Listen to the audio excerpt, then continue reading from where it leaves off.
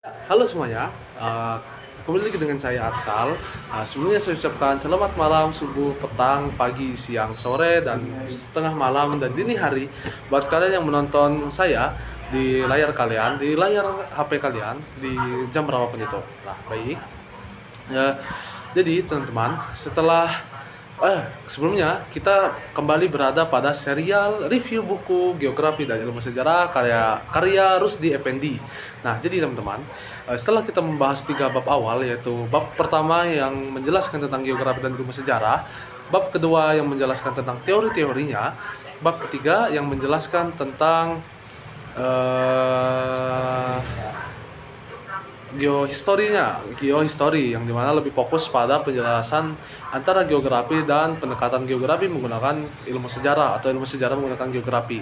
Nah, di bab berikutnya yaitu bab 4 yang saat ini sedang saya ingin bawakan ke teman-teman, itu akan membahas tentang determinisme, posibilisme, dan adaptasi. Nah, jadi mari kita mulai topiknya.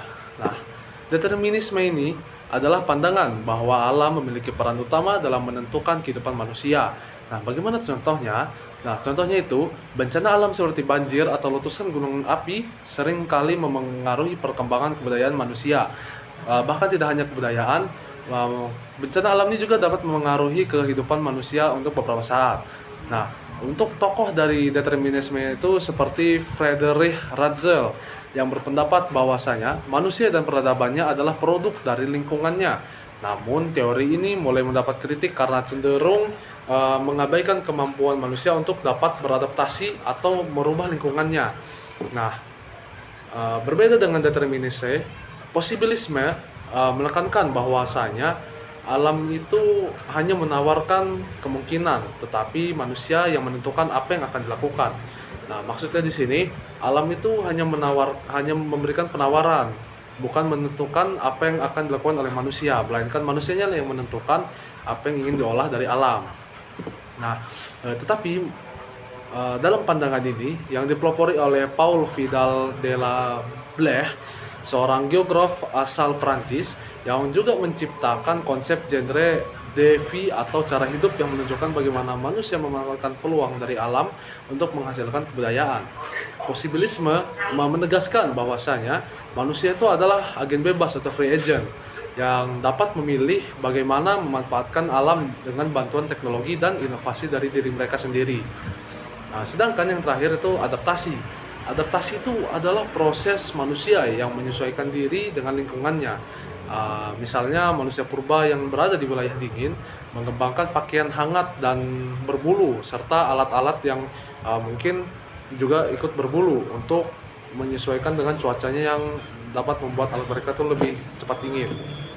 Nah, sementara masyarakat tropis itu memanfaatkan sumber daya hutan karena seperti yang kita tahu, wilayah-wilayah tropis atau subtropis itu pasti memiliki banyak hutan.